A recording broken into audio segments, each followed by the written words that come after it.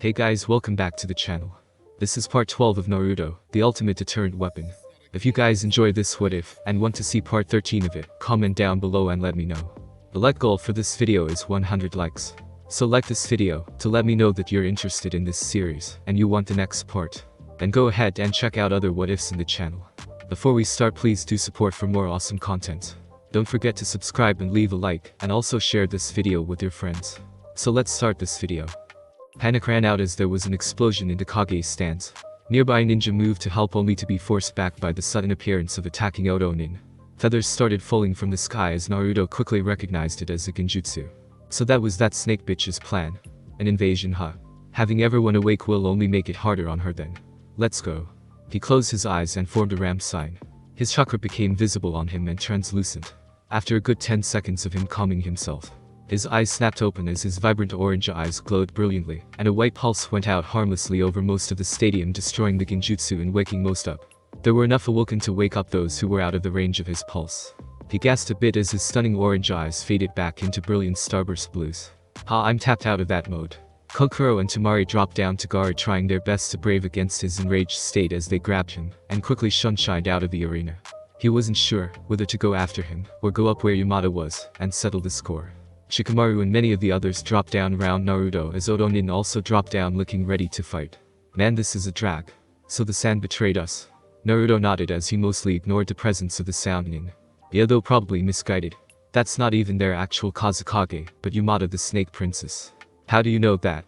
Shikamaru narrowed his eyes suspiciously as Naruto played it off while putting on a replacement orange shirt.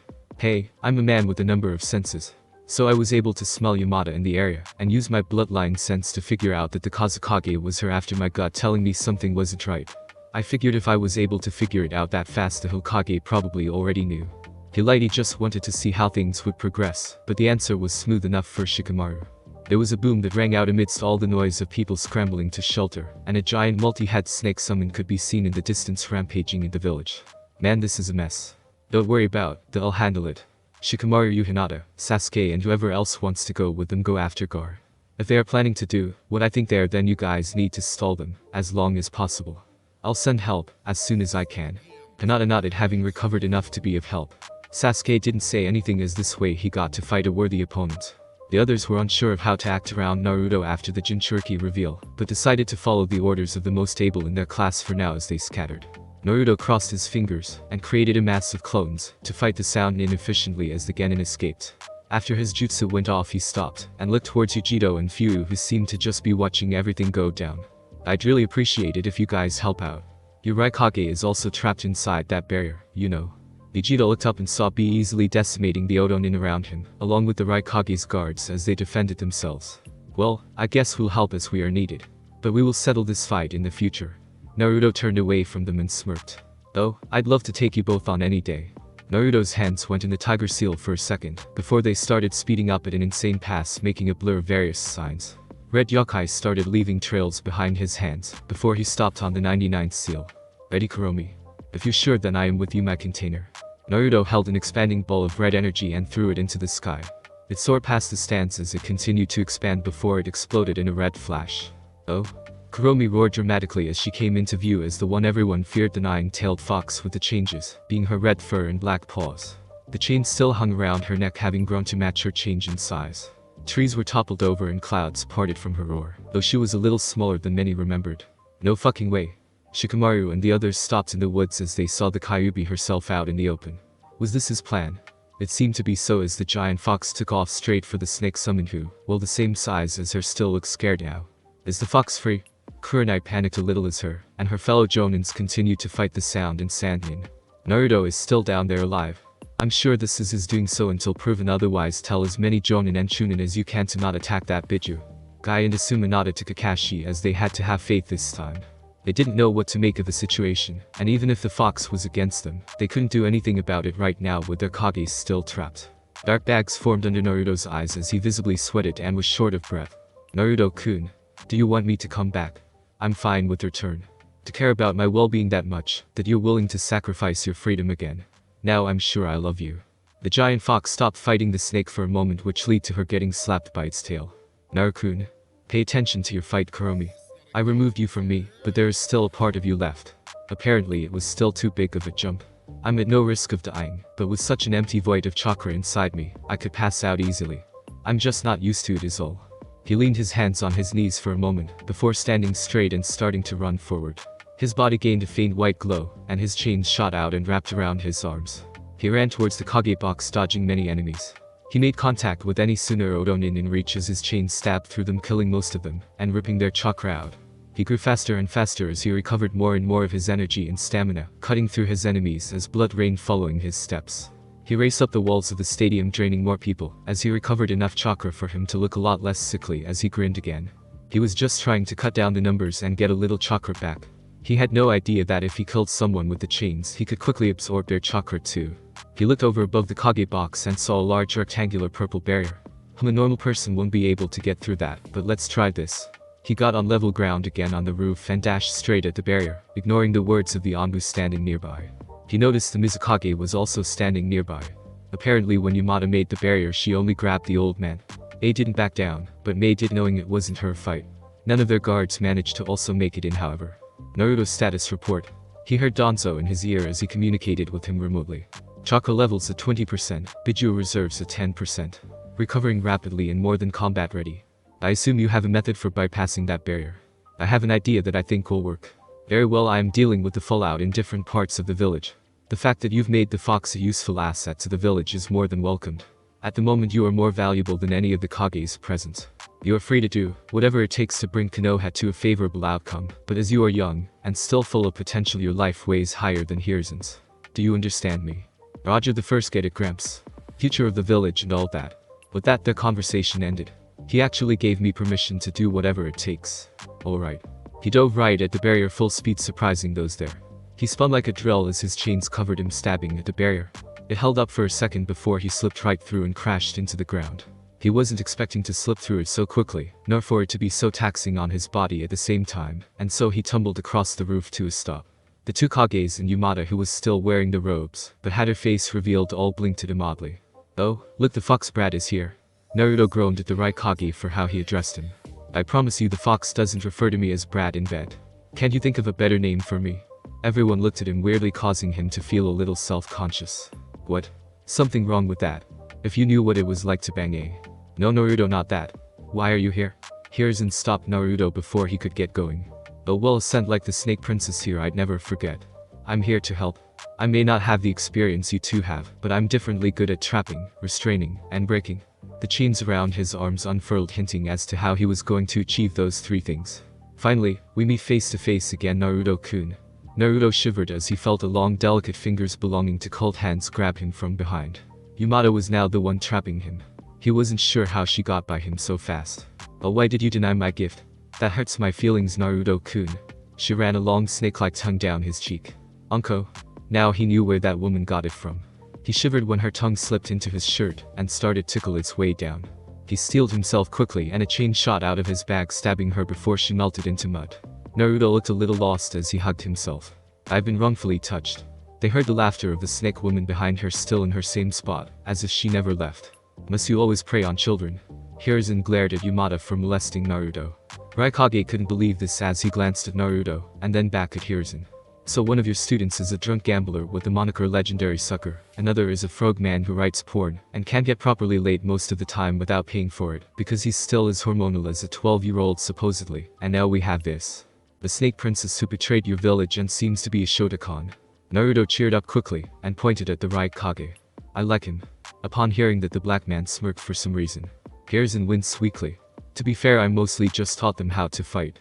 We all have our quirks, some of them worse than others. Yamada had a tick mark on her cheek as she heard them all talk about her like that. I'll have you know I only experiment on children. Naruto-kun here is the only one who has my express interest. That really doesn't make it any better at all. God, so that means I have to kill you, or I'll never be safe. It was then that Naruto realized something. On the slim chance that both the Raikage and Hokage were defeated, he would be left alone with her. No one else had the means to bypass the barrier, and he wasn't sure if he had enough chakra or was strong enough to get back out the barrier on his own.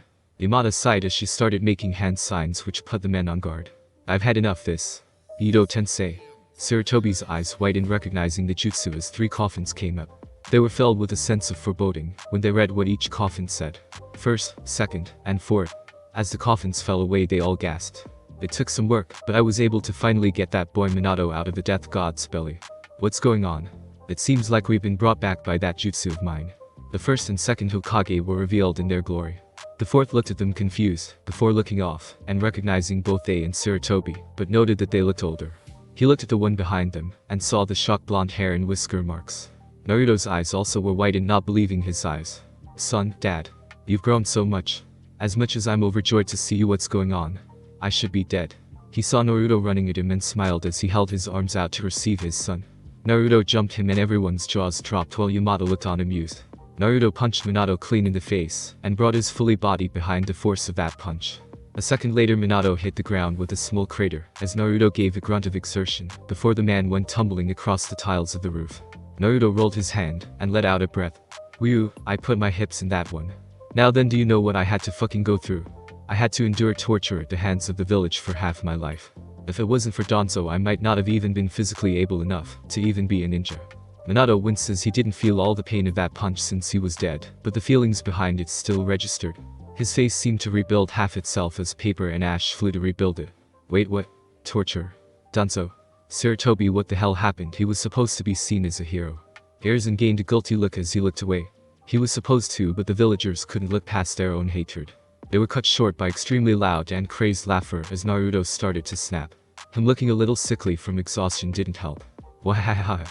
Are you serious, old man? Of course they fucking couldn't. You told them that I contained the being of mass destruction that killed their favorite Hokage. Didn't explain to them fully how sealing works.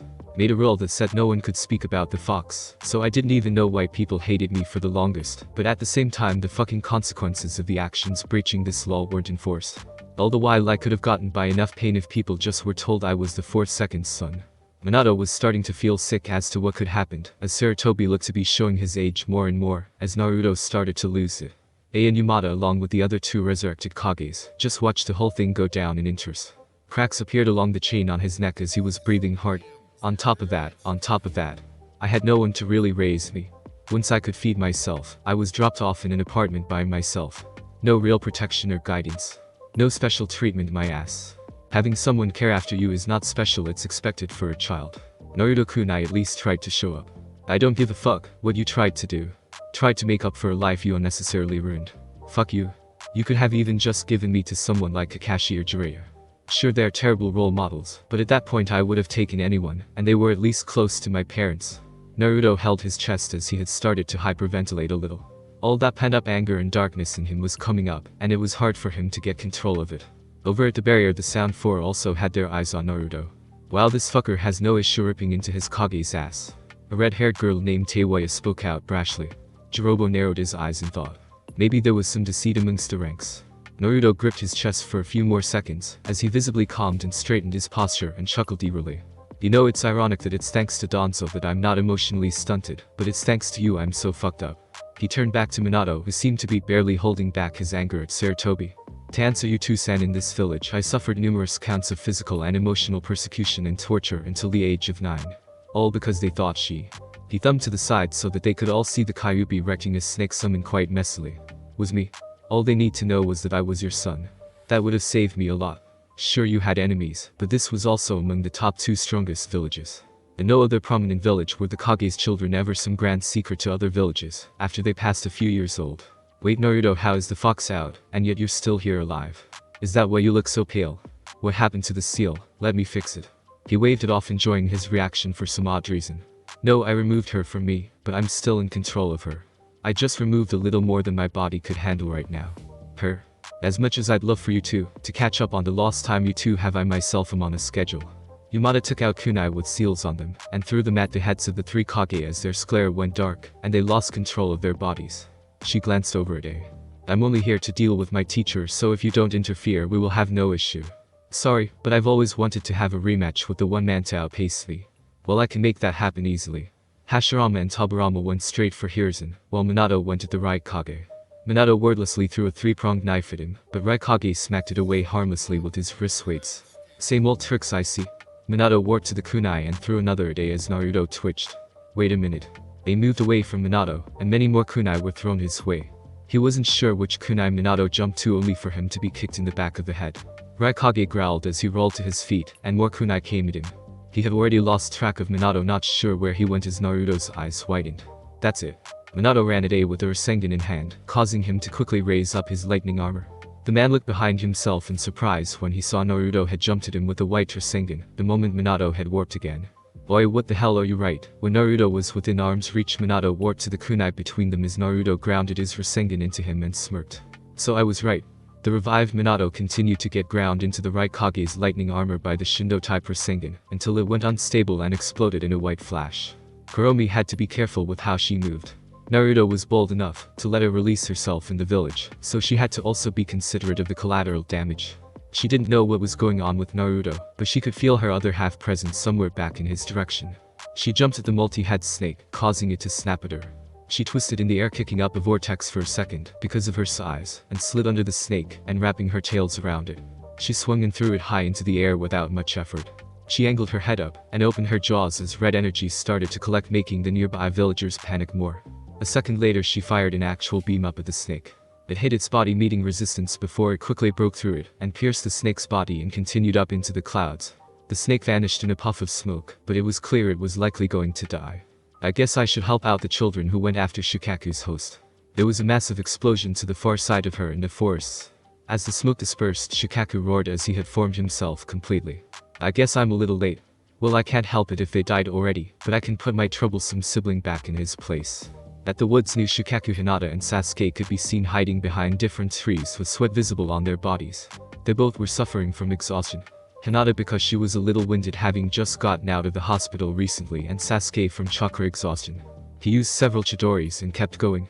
He was impressed that Hinata had done better than he had expected, as it was just the two of them with the others having to face other enemies to give them a chance to get by, but in the end, they only were able to delay the inevitable.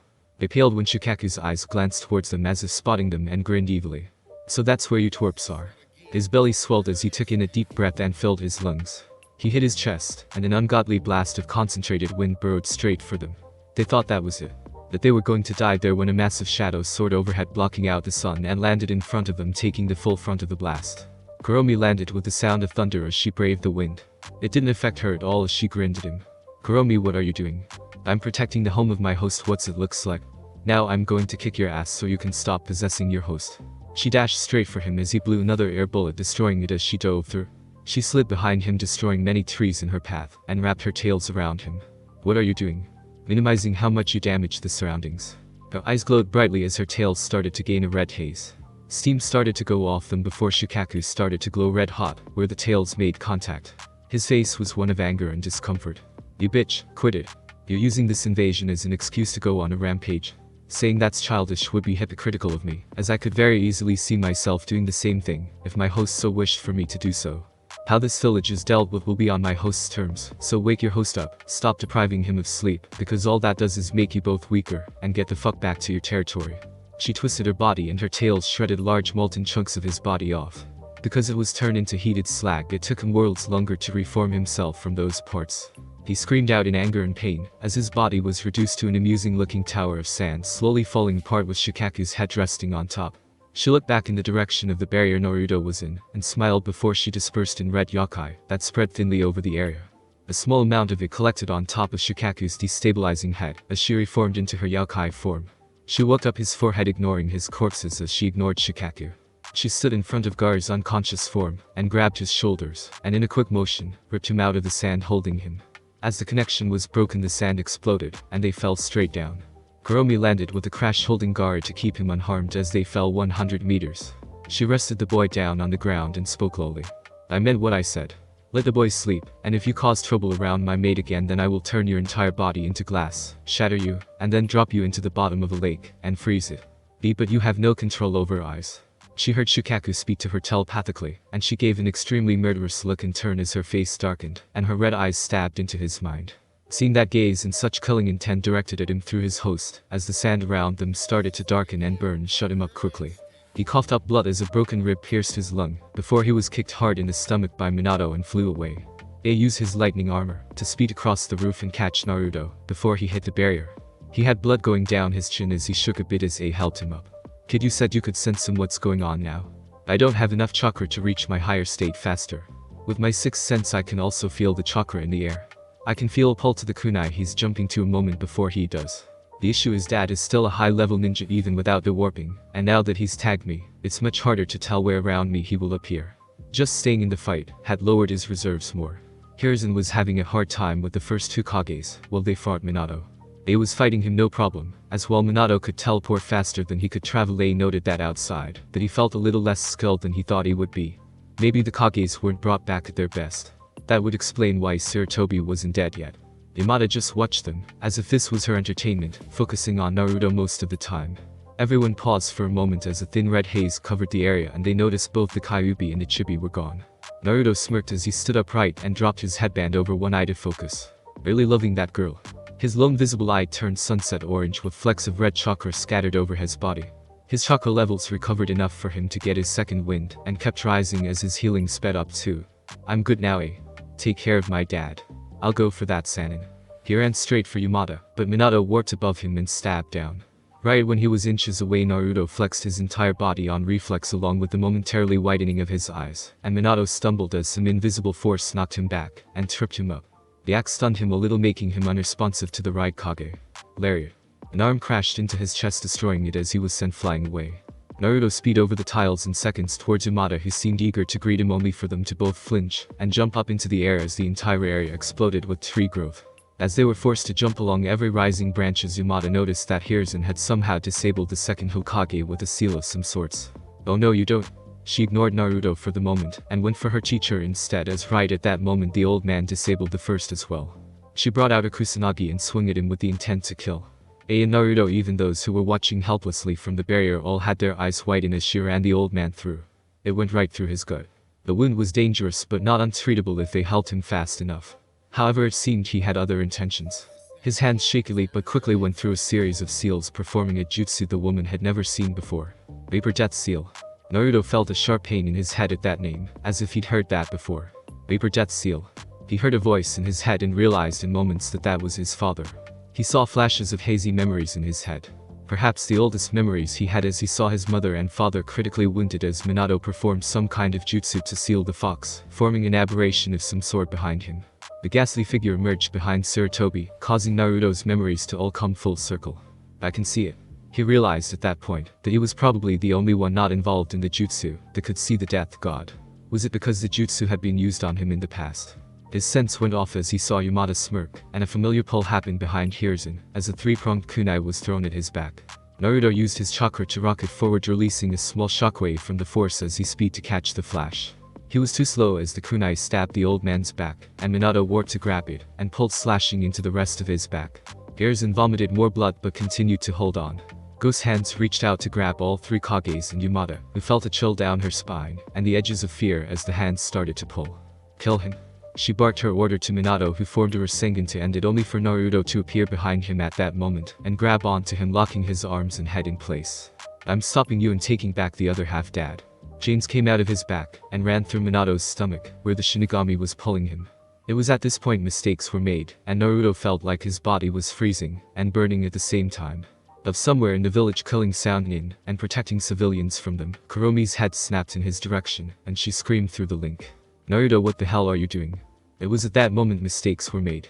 If Naruto had thought about it for a moment, he may have thought to ask Kuromi about the nature of her other half, to which he would be told that that other half was more hazardous. If he had considered any of the risks to his action, he would have wondered if creating a chakra connection with the dead Hokage to gain back a chakra being would have just opened up a connection to the Shinigami connected to Minato to drain Naruto of his soul. If Naruto had thought about it for a second, and considered the Shinigami as a sentient being for a second, he might consider the fact that ripping the other half of the fox out of Minato would act as a violation of the death seal contract Minato had placed on both himself and Naruto to split up the half, thereby incurring the death god's anger onto Naruto. But the question Naruto should have asked first and foremost was if his body could handle it. Cracks spread on the chain on his neck from losing control, while he tried to hold on. Hiruzen was trying as he could to seal the Snake Princess as well, but the number he was trying to seal at once along with his injuries were not making it easy at all. Naruto felt energy coursing through his veins as they literally started to glow, and his headband was blown off. His bloodline allowed him to sense movement and vibrations in the area around him. When his eyes were orange, that was from drawing in the energy around him, also allowing him to sense it. With a physical connection in this state via his chains, he could drain exponentially faster, as long as the target was killed or dead. But what he had never expected to happen was for him to be in a tug-of-war match with the Shinigami. The bringer of death pulled on his soul while Naruto forced it back. He just had to hold out enough until ZRAIARZ died right. Back and forth. Back and forth. God, this was painful as he pulled against his soul, feeling it rip apart. It was thanks to his enormous willpower that he was able to defy the god. Mortal, you will not hold me back. I will devour your soul. Naruto's eyes started to glow white as his energy overflowed from absorbing the other half of the fox, and his soul could be seen overflowing from his eyes like watchtowers. The god was going to kill him. They were going to take his soul just like they were taking the Kage's. He understood the realms of responsibility, and that soul gathering was one of the things unique to the Shinigami, but did anyone ever fight against it? And if they did, then how? He didn't care. It didn't matter. His body hurt. He had unstable fox chakra flowing through his veins that felt like liquid fire. He had an emotional outburst. Not that long ago, met his dead dad, was molested by a snake woman which gave him an awkward boner, and a number of other things. He had enough for today, enough holding back. Cracks spread further on the chain around his neck as it now started to fall apart, and his hair started to blow wildly from some unblown breeze. You want my soul? Then fine. But I'm going to make sure you bite off far more than you can chew. Right then and there no other fighting matter. Not his dad who he was draining, or the Hokage that was dying, nor the snake princess that was trying to survive. All that was in front of him was the Shinigami as all else went dark. Everything else was gone as his very soul battled against the deity. In the spiritual realm, Naruto drifted in a void before the chain shattered. His body went completely dark like a shadow, and a pure white chakra erupted from his body. The Shinigami, if the face could animate and express itself, would show one of someone being shocked and surprised as they stared in awe of Naruto's soul. Naruto didn't even register how Minato's body had been reduced to ash in his grasp, its connection with Yamada having been erased by his chakra, nor the fact that ZRAIARZ was dead, or that Yamada was in pain for some reason. But he stood there, darkness hazing over him, and glowing white orbs for eyes staring down the death god like a predator. A normal person's soul was the size of an apple. The soul of a shinobi was around body-sized or several times that. Naruto's, however, just a drop of it for the Shinigami to taste, and it equaled that of several men. And then time stopped with everything becoming grayscale. Without a word, Naruto jabbed an uppercut into the Shinigami's torso, and time continued. The being now knew panic as Naruto was able to actually make contact with it on his own. The next second later, Naruto held up his words as his soul started to rush into the Shinigami gut. Eat your fill. Let's see you take the ultimate weapon. The value of 10 souls. The value of 100 souls. The value of 1,000 souls. The value of 10,000 souls. The number kept rising, as if Naruto's very being deep down was a nuclear reactor of endless energy as his soul yelled in defiance that it would not be contained or consumed. Too many souls at once as the value raised to 1 million extremely rich and potent souls. Faster than the Shinigami could hope to process and digest. It was too much as its mask and body started to crack as white light shone through, Naruto's soul being too much to contain. This wasn't human. That's what it thought as it actually became visible to every mortal nearby and screamed out what one would describe later as quite feminine. And then all went quiet, and all the spiritual energy imploded. No one knew what it was, nor the cause of it, but a moment later the entire village was hit with an explosion of white. 1 week later, Kuromi's face was a whirlpool of emotions. She knew what she might have to deal with, but she put the hat on anyway. She put it on for him. She showed a face of determination as she looked ahead and opened the double doors to walk out to the balcony, and saw Danzo there standing with an undiscerning face as he nodded to her. She stood to the side of him wearing the robes and garments of her position, as her tails waved out behind her for all to see. Danzo, as it had been decided was the best to give the speech, did so. People of Konohagakure. It is with great grief that our Sandaime Hokage has finally passed, but we must also move forward, and prove that we are still as strong a nation as we have always been. And so, I bring to you our new protector of the leaf. The Kyuubi no Yuko herself, Kuromi as the Go-Daime Hokage. There were some cheers and clapping after those died down, as everyone was overcome with an awkwardness where no one else clapped. Someone spoke out voicing everyone's thoughts. Is this a joke? She angled her Kage hat down a little to hide her face, which was twitching as she closed her eyes and took a deep breath. I wish it was. Thanks for listening. I do hope you enjoyed. If you want a next part of this video, like, subscribe, and comment down below, and turn on that bell notification, and also check out the other videos that I have created, and enjoy. See you in the next video. Peace.